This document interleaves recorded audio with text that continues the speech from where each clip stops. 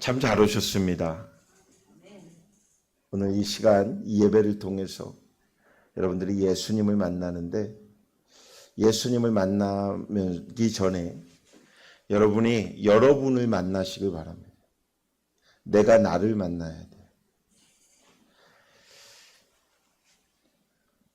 옛날에 지피지기 하면 백전백승이라는 말이 있어요. 그게 꼭 전쟁터에서만 있는 말이 아니라 인생을 살아가는데 그 인생 속에, 인생이라고 하는 그 속에 내가 없으면 인생이 없지요. 내가 있기에 나의 인생이 있고 나의 인생이 있기에 옆 사람의 인생이 있는데, 나를 알고 적을 알아야 되는데 적만 알으려고 하지 나를 몰라요. 나만 찾아가려고 생각하다 보면 또 세상을 모르기에 가서 백전백승할 수도 없어요. 먼저는 나를 알아야 합니다. 내가 이 땅을 살아가는데 이 땅을 살아가는 속에 나의 생각이 어떤 것인지, 내 마음이 어떤 것인지, 내가 무엇을 목적으로 살아가는지.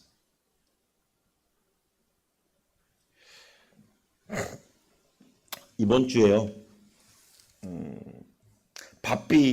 정말 바쁘게 한 주를 겪다 보니까 겪으면서 문득 제가 많은 분들을 만나면서 그분들과의 대화를 이렇게 취합해 봤어요. 이렇게 정리해 봤어요.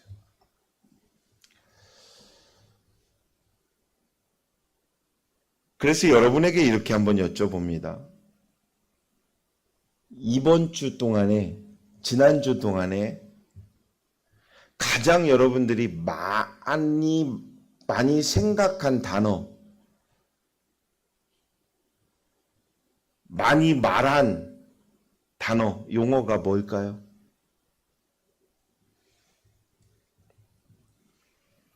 이것도 생각도 안 해봤나요? 뭔 말인지도 모르고 막 살아가나요? 이렇게 한번, 예수님을 가장 많이 말하고 살았습니까? 네. 그래요. 할렐루야. 또 평안을 많이 찾으며 살았습니까? 그럼 또 이제 이렇게 아멘이 나오니까 또 이렇게 여쭤봅니다. 돈을 많이 말하며 살았습니까?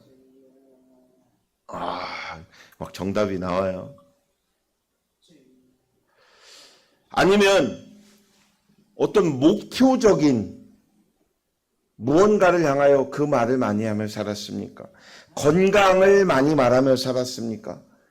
그거에 대한 단어가 긍정적인 말을 많이 했습니까? 부정적인 말을 많이 했습니까? 인생이 한 번밖에 없다고 하는데, 그치요. 한 번밖에 없어요. 우리는 그건 누구보다 잘 알아요. 근데 이렇게 말하면서 너의 인생은 한 번밖에 없다고 하지 나의 인생이 한 번밖에 없다고 생각을 잘 안 하면서 살아요. 그러니 누군가에게는 그럴싸하게 말을 하는데 정작 나에게는 나의 생각과 나의 말을 그렇게 정리해서 내가 나에게 말하지 못하는 것 같습니다.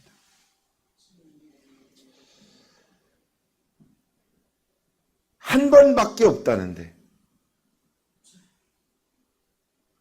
그러면 한 번밖에 없는 이 인생을 어떻게 하면 값지게 살아갈까요?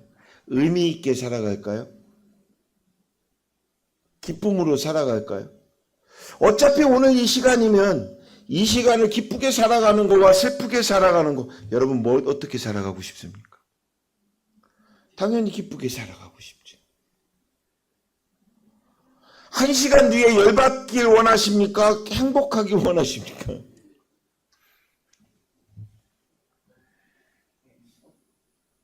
내일 아침에 딱 일어나는데 박장대소로라면 하길 원하십니까? 하길 원하십니까?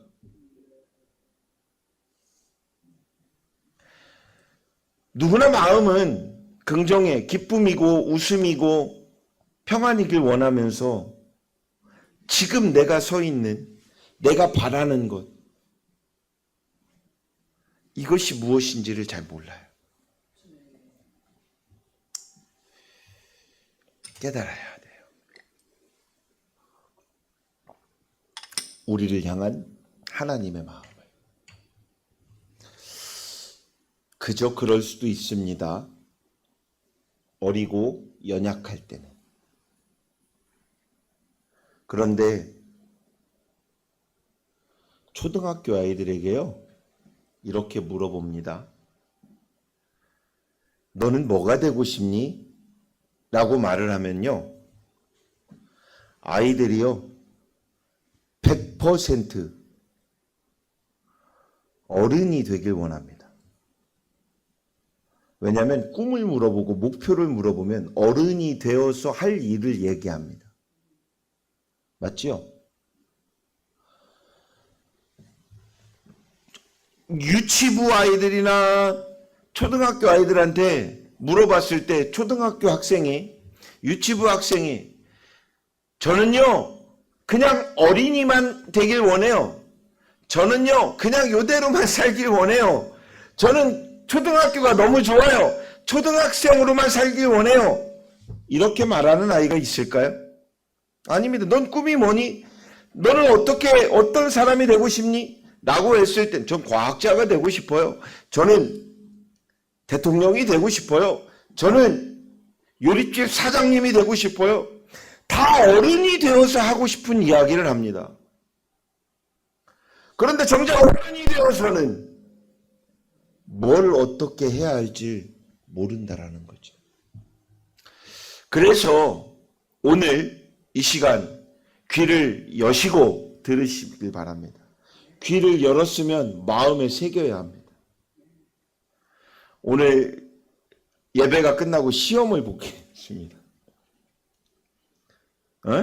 왜 아멘이 아무도 안 나? 시험 본다고 하면 다 고개 숙이고 내랑 눈이 안 마주치려고 그러고.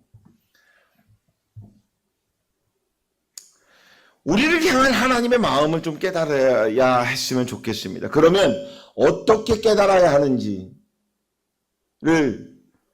오늘 말씀을 통해서 은혜 나누길 바랍니다. 간단해요. 그리 어렵지 않습니다.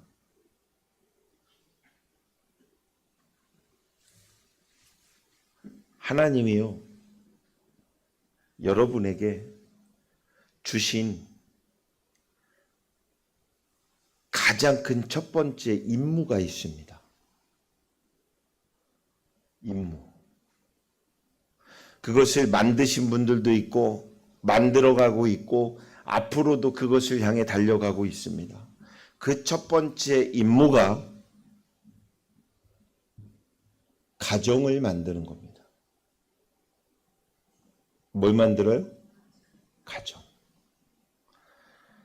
그러면 이 가정이라고 하는 것을 우리는 뭐라고 말하냐면 작은 공동체다 말을 합니다. 근데 작은 공동체라고 말하기 전에 단계별적 공동체라고 한다면 첫 번째 1차 공동체가 되는 것이죠. 아기가 태어나서 성장하는 동안에 아기는 자의적 판단에 의하여 가족 구성원이 되질 않습니다. 맞지요? 그러니까 아이가 성장해서 판단할 기준이 될 때 가족 구성원을 만들 수 있게 가정을 하나님의 명령에 의하여 가정을 꾸리기 위할 때까지는 결정할 때까지는 판단할 때까지는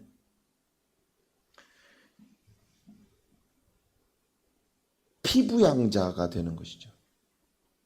그러니까 자기의 가족 구성원이 부모에 의해서 태어났기에 부모에 의해서 살아가기에 그 부모님의 의견과 판단 속에 살아갑니다. 그러면 구성원의 일원이 되기 위하여 애쓰는 것이지요. 그러나 하나님의 성장하여 어른이 되었을 때 그 가정이 이루어졌을 때 그 가정이 하나님의 마음에 부합하기 위해서는 나의 좋은 결단과 판단과 노력과 희생이 있어야 된다는 거죠. 그러면 1차적 가족 구성원이 어디냐? 결혼을 하고서는 부부여야 합니다.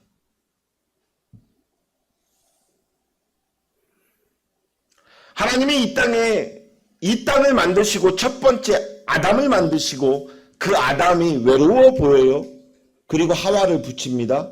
그리고 하와를 붙여놓고 아담과 하와에게 물론 죄를 범하였기에 벌을 준 것 같지만 이유를 통하여 하나님이 형성하게 만들어가는 세상이 있습니다. 그것이 합하여 가정을 이루게 합니다. 그리고 자녀를 낳게 하죠. 그리고 그 자녀로 민족을 이어가게 만들죠. 그것이 지금까지도 우리는, 앞으로도 우리는 이어가야 될 하나님의 마음입니다.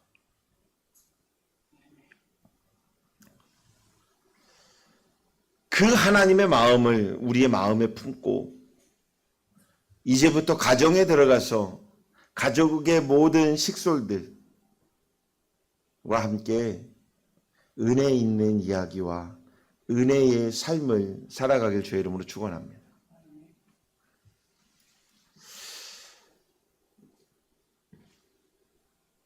한 20년도 넘었어요. 형제애가 너무 좋은 가정이 있었어요. 형제애가 너무 좋아요. 그런데 한 명 한 명 결혼을 하면서 그 결혼을 하다 보니까 형제애가 너무 좋으니 결혼해서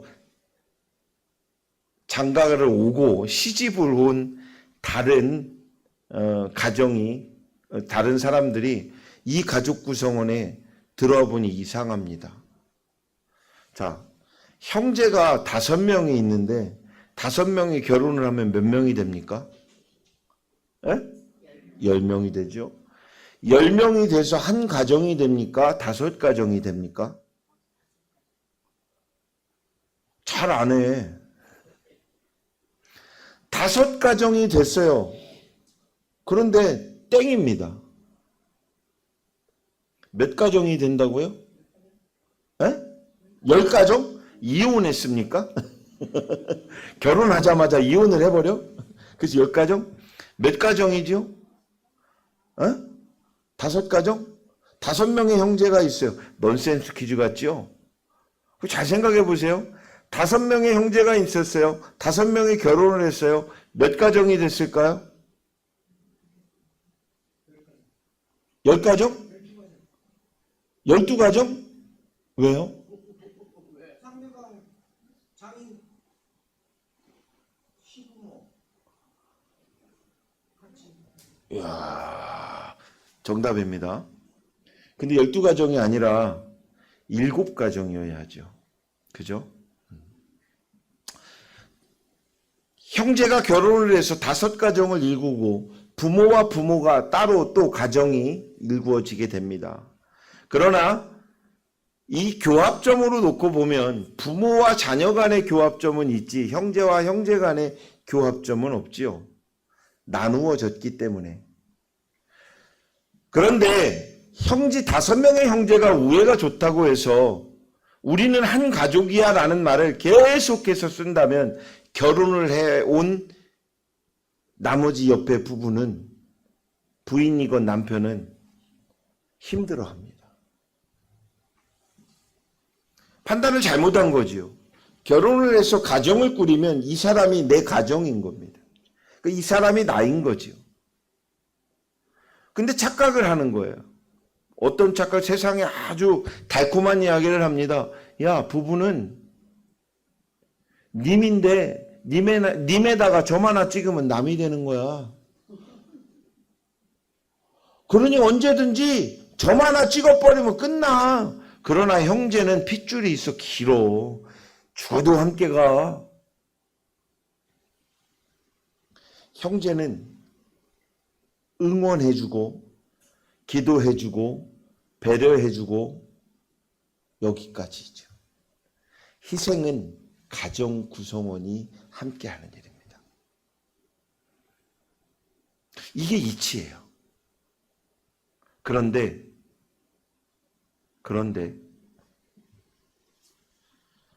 가정에서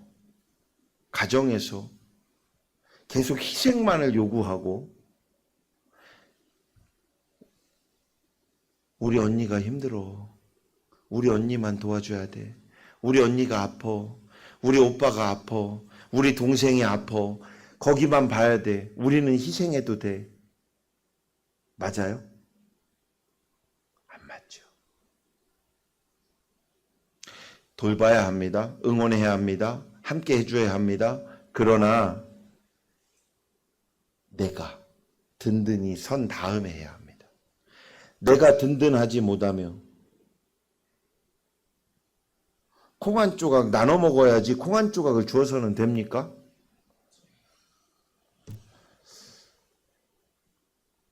저는 이 설교의 줄거리들이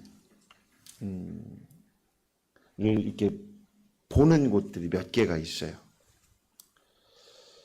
책에서도 펴내기도 하지만 인터넷에서 펴내기도 하지만 때로는 영화나 드라마에서 많이 채취를 합니다. 왜냐하면 거기엔 사람의 인생의 생각이 들어가 있더라고요.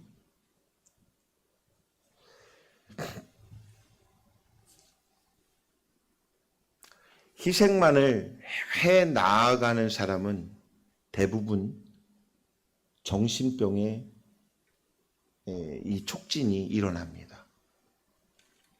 희생은 사실은 기쁨이어야 합니다. 희생이라는 건 감사여야 합니다. 그래서 내가 나의 것을 나눠줄 때 기쁨과 감사가 있어야 나눠주는 것이지요. 함께 하는 것이지요.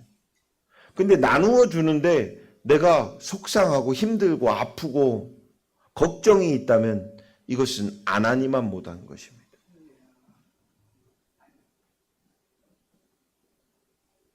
헌금도 마찬가지입니다. 하나님 앞에 헌금을 예물을 드리는데 기뻐야 합니다. 그런데 이 기쁨이 아니라 아이고 내가 이거를 드리고 나면 내가 여기에다가 헌금함에다 넣고 나면 내가 오늘 저녁에 밥 먹을 것도 없는데 하고 갑자기 걱정이 됐어요. 그러면 드리면 안 돼요. 안 받아요, 하나님이. 그런데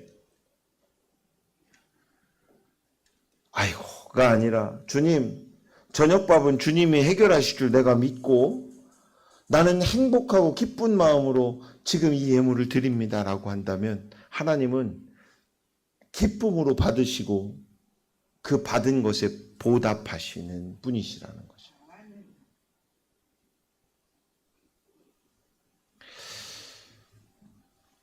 예물의 포인트가 아니라 마음의 포인트가 있다라는 것을 지금 이야기하고 있는 거예요.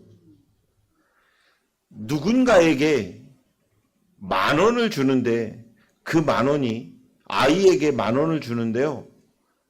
아이가 그 10,000원이 별게 아닌 것처럼 느껴져요.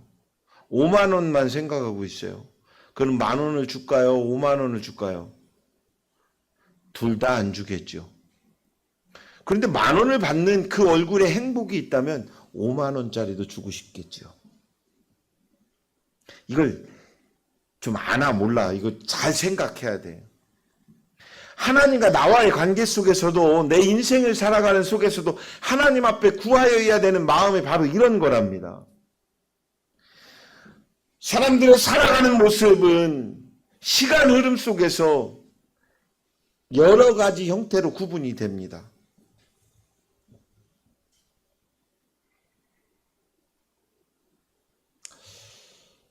늘 이 말씀 속에서 듣고 잘 깨닫길 원합니다. 어떤 사람의 유형은요, 늘 과거적 삶 속에서, 과거적 생각 속에서 현재만을 바라보는 사람이 있더라고요. 지나간 과거 과거인데, 지난 과거인데, 지난 과거에 의해 현재를 살아간다라는 것.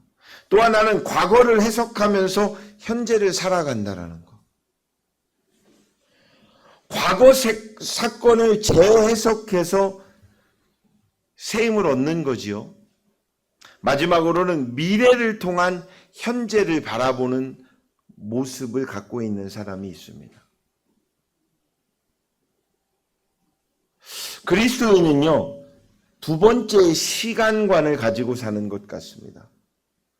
과거에 어려운 일이 있었을지라도 변함없이 허락하시는 하나님의 은혜가 있었기에 지금 내가 살아갈 수 있다라는 것.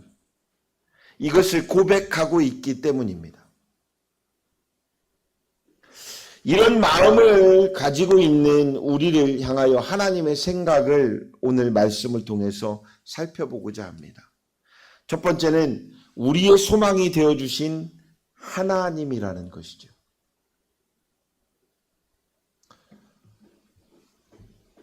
믿는다라는 것과 의지한다라는 것의 차이점이 무엇일까요?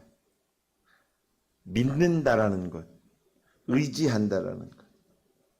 의지한다라는 말은 재물이나 건강처럼 무언가 기댈 것이 있을 때 사용하는 말이죠.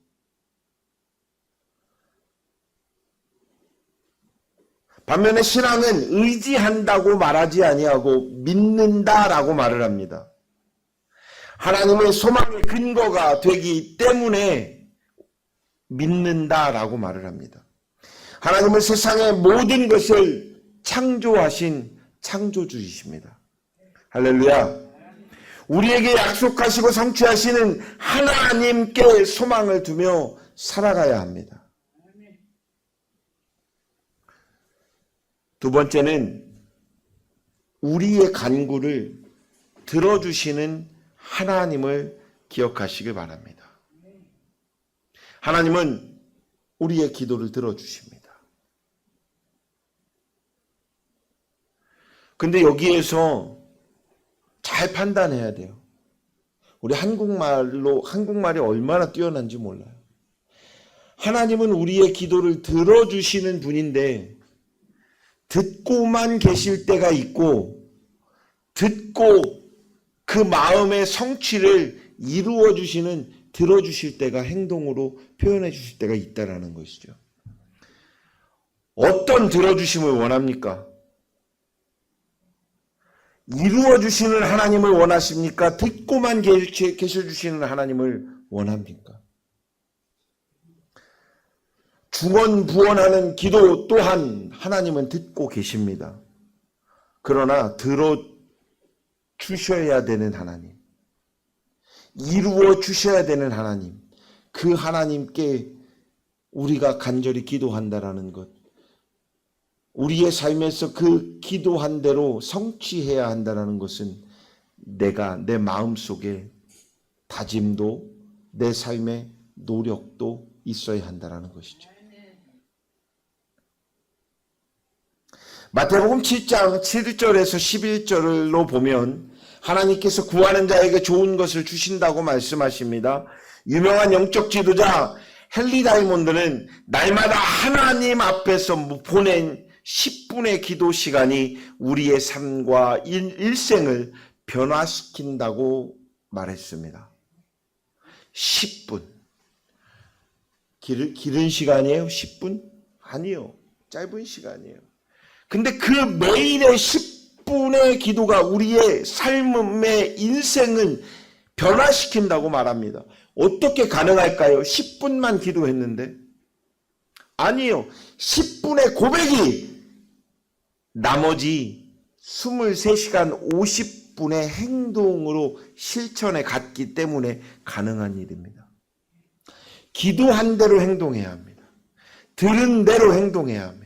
오늘의 말씀을 들었으면 이 들은 말씀대로 행동하며 살아가야 하나님이 계획하신 대로 여러분에게 축복의 통로를 열어주신다는 것이죠. 근데 듣고 행동하지 않아요. 말하고 행동하지 않아요.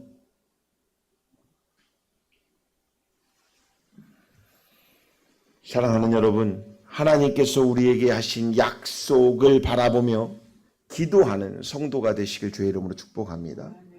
마지막 세 번째는 합력하여 선을 이루시는 그 하나님을 기억하시길 주의 이름으로 축원합니다.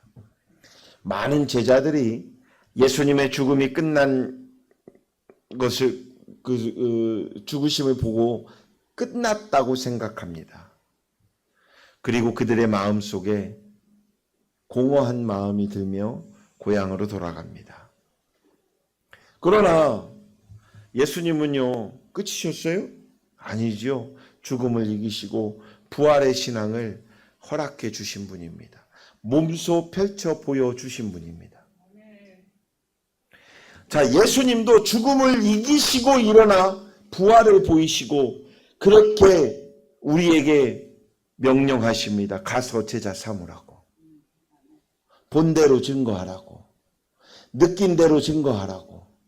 그런데 우리의 삶에서 우리는 그 예수님을 믿으며 살아가고 있으며 얼마나 많은 사람들에게, 내가 만나는 사람들에게 내가 믿고 있는 예수님을 증거하고 있습니까? 말하고 있습니까? 표현하고 있습니까? 이제까지의 모든 하나님은, 이제까지의 모든 예수님은 모든 인생의 이 6,000년의 삶 속에 말한 대로 실천하셨고 말한 대로 행하셨고 말한 대로 이루시며 너희들도 말한 대로 행동하라 라고 말씀하십니다. 그러면 말한 대로 여러분 살아가시길 주의 이름으로 축원합니다. 그러면 어디부터 시작돼야 될까요? 내가 지난 과거에 말한 대로 행동하지 않았으면 무엇부터 가야 됩니까? 회개하여야 합니다. 할렐루야. 근데 회개한다라는 말이 뭐예요? 다시는 그러하지 않을 일이라는 말입니다. 내가 다시는 그런 행동을 하지 않는 겁니다. 내가 다시는 그런 말을 하지 않는 겁니다. 내가 다시는 그런 표현을 하지 않는 겁니다. 내가 다시는 그런 생각도 하지 않으려고 한다라는 게 회개라는 겁니다. 그러면 회개의 끝은 어떻게 성취가 되느냐? 하나님, 내가 그때 아무개 집사를 미워했습니다. 잘못했습니다. 내가 우리 집안에 있는 저 신랑을 좀 미워했습니다. 하나님 잘못했습니다. 용서해 주세요. 그러면 그 다음에 이제 회개 끝났어요?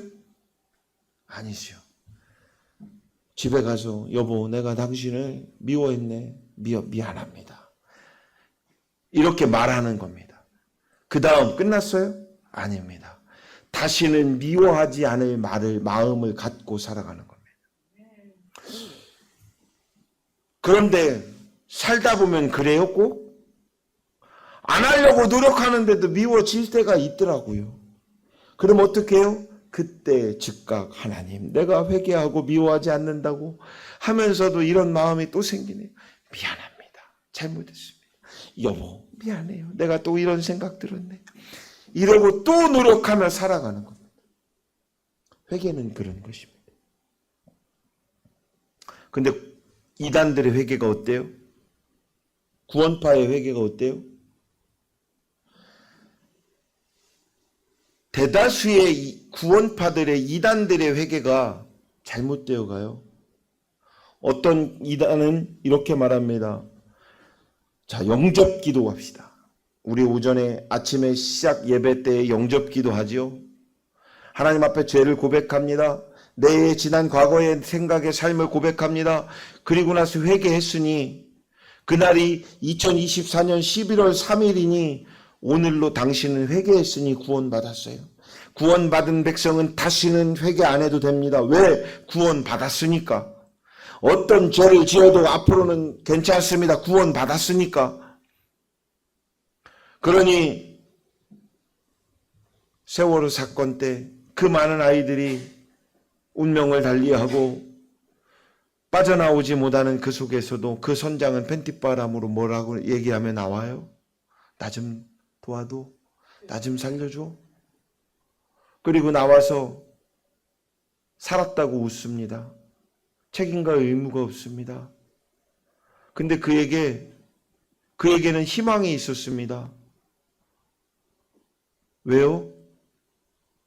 나는 이미 구원받은 사람이고 저 아이들은 지금 물에 빠져 죽던 내년에 죽던 후년에 죽던 어차피 지옥 갈 아이들이니까 괜찮아. 어차피 맞아요? 안 맞아요. 또한 다락방이라는 이단이 어떻습니까? 야, 거기랑 좀 달라요? 야, 괜찮아. 하나님이 우리에게 회개라는 은혜를 주셨잖아. 예수 그리스도를 통해서 언제든지 회개하면 돼. 그러니까 회개하고 죄짓고 죄짓고 회개하고 죄짓고 회개하고 죄짓고 회개해도 괜찮아. 맞아요? 안 맞아요. 잘못된 거예요. 그런데 인생을 살아가는 속에는 어떤 게 편리할까요? 죄짓고 회개하고 죄짓고 회개하는 것도 양심에 조금 괜찮아. 왜? 맨날 고백하니까. 이것도 좀 괜찮은 것 같아. 정말 편한 게 어떤 게 편해요? 한번 회개하고 천국 가는데 내가 뭔 죄를 저질러도 괜찮아. 그러니까 네 돈도 내 돈이요. 내 돈은 내 돈이요. 저 물건도 내 것이요. 뭐 이렇게 해도 어때? 괜찮아. 어차피 인생은 죽으면 끝나는데 천국 가면 나는 뭐 되는 건데. 인생을 편리하게 살아가는 것은 그들이 얘기하는 구원론의 잘못된 인식이 편할 수 있지요. 그런데 성경의 66권은요. 하나님의 영광을 위하여 만들어졌습니다. 하나님의 기쁨을 위하여 만들어졌습니다. 하나님의 마음을 채우기 위하여 만들어졌습니다. 하나님이 이 땅을 천지를 창조하신 건 하나님이 보시기에 좋았기 때문에 만드셨지 우리에게 주기 위하여 만든 게 아닙니다. 그리고 하나님이 보기 좋아서 만들고 사람을 만들어 보니 보시기에 심히 좋았습니다. 그것이 세상이었습니다. 그 심히 보기 좋았으니 보기 좋았던 세상을 우리에게 주신 것이지요. 그러며 얘기합니다. 너희는 만물의 영장이니 세상을 다스리라고. 세상을 취하라고. 그러나 무엇 속에서? 나의 영광 속에서 취하여야 된다고 계속적으로 말씀하고 계시는데 그 하나님도 나의 일꾼처럼 부려먹는 사람도 생기더라는 거죠. 회개하여야 합니다.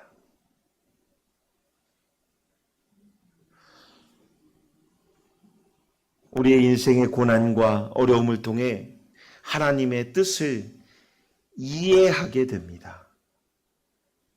그때에 우리의 고백은 주여 감사합니다. 다른 사람의 아픔을 긍휼히 여길 수 있는 마음을 또한 배우기도 합니다.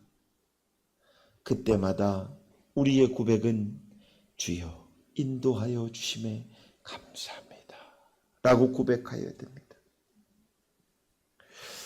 고난이라는 통증 속에 쉽게 좌절하는 것이 아니라 고난 앞에서 극복하고 일어설 수 있는 우리인의 신앙인의 인생에는 믿음을 더욱더 크게 갖게 된다는 것입니다. 사랑하는 성도 여러분, 어려운 일을 당할 때는 왜 이런 일이 나에게 생기는지 몰라. 이렇게 말하며 하나님을 원망할 때도 있습니다.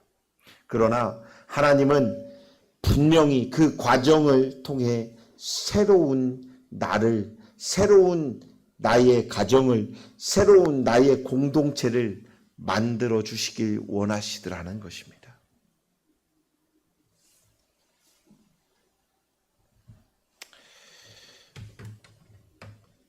며칠 전에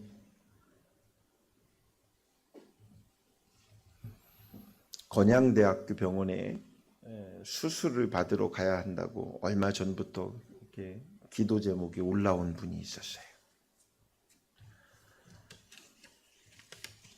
계속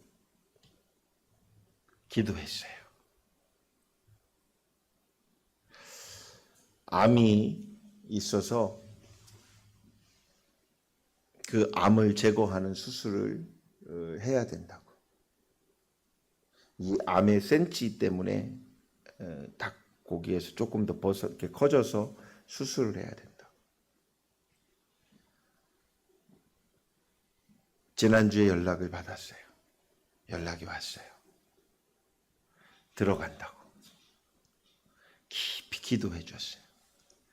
그리고 뭐 저뿐만이었겠습니까? 많은 분들이 기도했겠지요.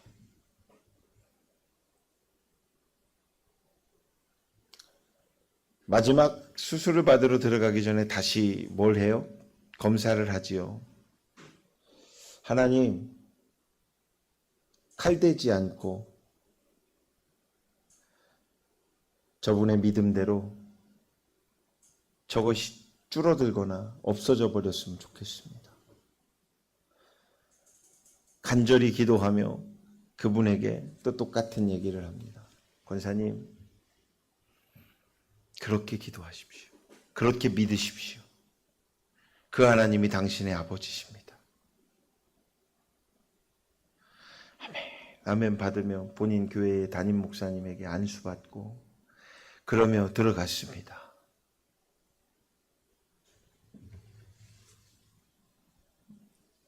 병원에 입원을 하고 월요일 날 입원을 하고 화요일 날 수술을 해야 된다고. 얼마나 긴장될까요? 그렇죠? 그런데 화요일 날, 그러니까 수요일 날 연락이 왔습니다. 이렇게 올라온 거 보니까 수술이 잘 됐나? 하고 봤더니 수술 안 하고 나왔습니다. 근데 믿음이 약한 자는 어떻게 처음에 생각이 들어요? 더 커져서 수술해봤자라고 해서 나왔나? 하고 겁나는데 쭉 그 내용을 보니 그 암이 의사가 할 정도로 확 줄어서 약물을 집어넣어서 죽여도 되게끔 없애도 되게끔 할만 정도로 조그만해졌다. 할렐루야. 그리고 그걸 넣고 수요일 날 오전에 다시 검사했더니 아예 없더랍니다.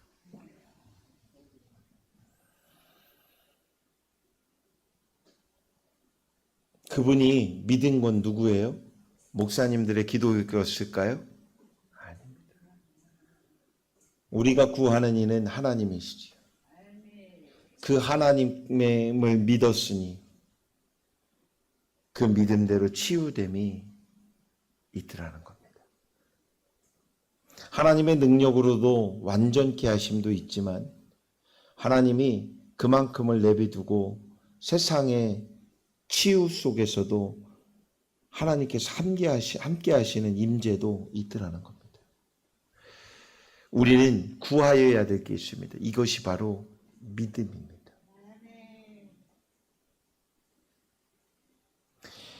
이 상황들, 지금 이 통증들을 통해서 나의 생각을, 나의 인생을 새롭게 만들어 주심을 믿으시길 바랍니다. 바다는 종종 태풍이 몰아쳐 바다 밑바닥까지 뒤집어져야 온전한 바다의 생태의 생명력이 생겨납니다. 예수님을 믿었으니 모든 삶이 다 평안할 것이라고 생각하는 이것이 착각이요 오만입니다. 예수님께서 타셨던 배가 잔잔했습니까? 풍랑이 일었습니다. 그러나 예수님이 계셨기에 그 풍랑 속의 새로운 경험을 그 많은 제자들은 할 수 있었다라는 것입니다. 여러분의 인생에 우여곡절이 있고 여러 가지 풍랑이 있을 것입니다. 인생에 통증이 있을 것입니다. 아픔이 있을 것입니다. 괴로움이 있을 것입니다. 그러나 그걸 통해서 하나님의 영광을 드러내기 원하시는, 성숙하길 원하시는 하나님의 마음을 깨달으신다면 조금 더 그 통증은 가라앉게 되고 조금 더 나아가면 그 통증 또한 주길 원하지 않으실 것입니다. 그런 성도들이 되시길 주의 이름으로 축원합니다. 기도하겠습니다. 좋으신 아버지 하나님 감사합니다. 우리의 삶을 통해 오직 하나님의 선하신 그 계획을 알게 하시고 이루시게 하시는 것에 감사함을 드립니다. 날마다 무릎 꿇는 기도의 제목에 응답해 주시옵고 우리의 일생의 내일의 삶에 소망을 보게 하여 주시옵소서. 모든 것이 합력하여 선을 이루게 하시는 온전한 하나님의 능력을 의지합니다. 우리 사랑하는 성도들에게 그 능력의 취함을 허락하여 주시옵소서. 예수 그리스도의 이름으로 기도드립니다. 아멘.